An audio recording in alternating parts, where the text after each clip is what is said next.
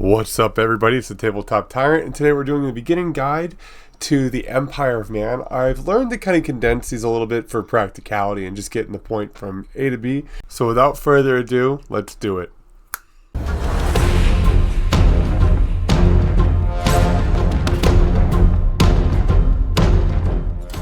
Alright, so the Empire of Man just got a dope refresh for their range. They got a lot of the old kits back, not the 6th edition Spearmen. Huge missed opportunity if you ask me, but who am I?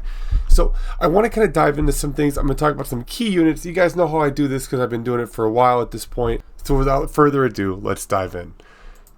So first things first, let's talk about the models available. This is pretty self-explanatory. A, you can go through the old world section, find everything there that you like. B, some stuff is still in the Free People section over at Age of Sigmar. They're there. The Luminarch of Haish is there, and the Celestial Hurricanum. It's one kit, builds two separate models. Really great to have, and has rules in the Old World if you're just looking to complete the range. Old World brought back a bunch of stuff. Most of it's pewter. Some of the pewter stuff coming back. It has some really good bundles, I think, with the cannon mortar. However, I don't think you'll be using the mortar as much as you're going to be wanting to use the cannon. But to each their own. And then there's obviously a couple of people that do 3D prints. One-page rules is one of them if you're looking for something simple. Or if you're like me and you're trying to get your kids into it, it's easy to print the one-page rules one. You can print them off in one piece. The kids can drop them, break them, whatever they want to do. And they can practice painting on them without spending GW prices, which is what I recommend for it. And then there's always China. Say you want that Kurt Helborg, but he's gone. Say you want to convert Karl France. So I guess Karl France is still technically available. Say you want some of the old Empire stuff. You'll have the option to get it over there. That's always an option. I don't do it for things unless I absolutely have to, but you're open to that side of the table. Moving forward, there's a couple pros to playing the Empire, and I would say the Empire are kind of like a jack-of-all-trades army. They're a little bit good at everything, but they're the masters of nothing. And that's not bad. I would say that, because they just got their range, huge benefit. You get to go through, buy your models. You're not hunting them down on eBay or proxying or buying Age of Sigmar price models. They're actually pretty decent price if you do the old world stuff.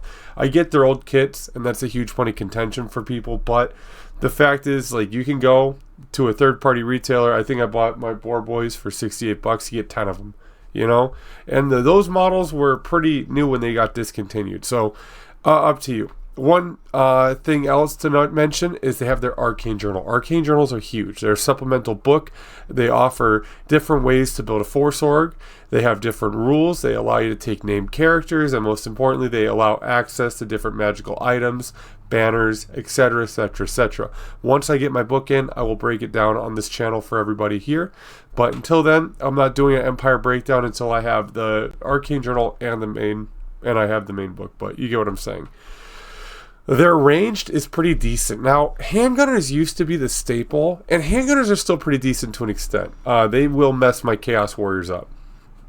I think with skirmishers, though, there's an argument that could be made, I will not make it today, for Empire, bowmen. I think they're marksmen, and then crossbows. I like crossbows personally, but I can see why some people don't. So a couple things if you're new to get into to look into that.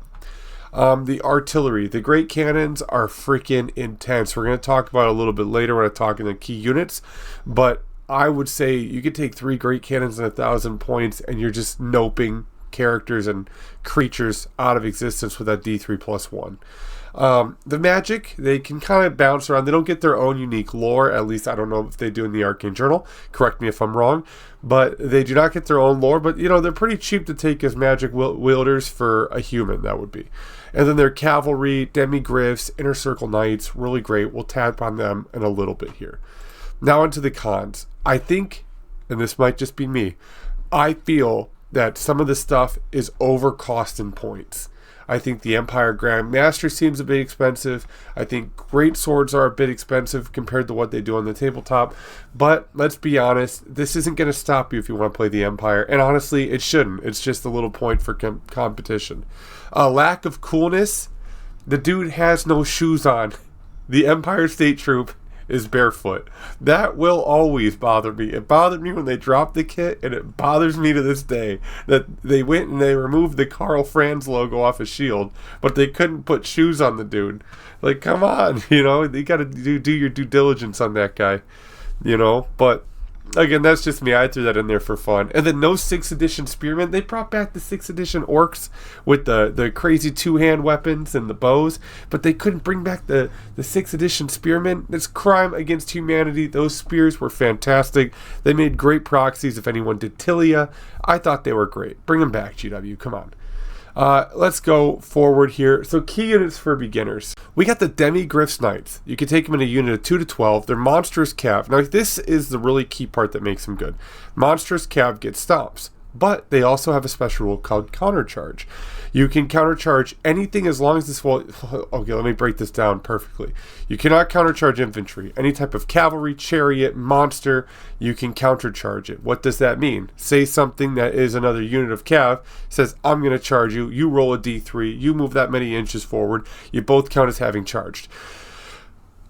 I don't think I need to explain why with monstrous cav that's a really good thing, but it's fantastic, and it will put the upper hand in your court. The problem that you have with it is that, the problem that I think was there is you couldn't buy these models for the longest time. Now that you can, I would recommend them to you. 50 points on Magic Standard. They take first charge, which means if they charge a unit of infantry, they're counted as disrupted. They will not get rank bonuses. They can take halberds, which buffs them up 1 more strength to strength 5. Their birds are strength 5. They have 3 wounds. They're toughness 4, initiative 4, 1 attack, 2 on the champ, 3 on the bird, movement 7, leadership 8, and 58 points a pop. Then following them is the Inner Circle Knights. Same rules as above, but heavy cav, so no stomps. But because they're Inner Circle, they get to reroll hit rolls of 1, which is freaking fantastic. They have the Imperial Griffin, which I recommend putting a general on. Weapon skill 5, strength 6, toughness 1, 4 wounds, initiative 4, 4 attacks, 160 points fly, and 2 heads. Being able to fly and move and jettison across the board with your general. Big thing. Maybe if you want to do a wizard, throw them on there, start casting spells and being able to maneuver around and drop in dangerous terrain templates everywhere. That would probably be the way to do it. The Great Cannons, like I said, 60-inch range, strength 10, AP -3, armor bane 2, so hit rolls of 6 are AP 5, which is gross. Multi-wounds D3 +1, and then naturally cumbersome mover shoot, and then you can have up to 0 to 3 per 1,000 points.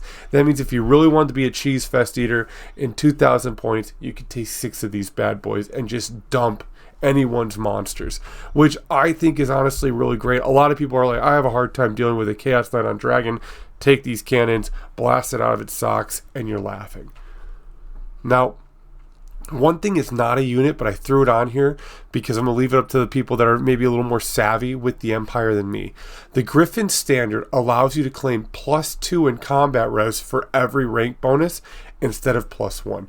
For me, I think that would be great to throw in a unit of maybe a block of 30 veteran spearmen or halberdiers, however you want to. I'd do spears for the extra rank, but the halberds offer you AP and +1 strength, so obviously you'll be wounding on a better wound roll. Now, personally, I think this is really great. I would be wasted on any type of cav, and it should go on only a unit of State Guard.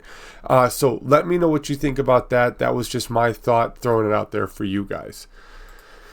Now, my goals when playing the Empire is to keep it kind of fun, right? Build how you want to build. Don't get sucked into the meta. Enjoy what you enjoy. Cavalry and monsters are fantastic. I know that the Steam Tank is considered to be a really good model. However, in my experiences, I've made short work of them every time, and I have not seen it work for my friend. I cannot recommend a Steam Tank unless you support it properly, and even then it's a mixed bag. Demi-Griff Knights all the way.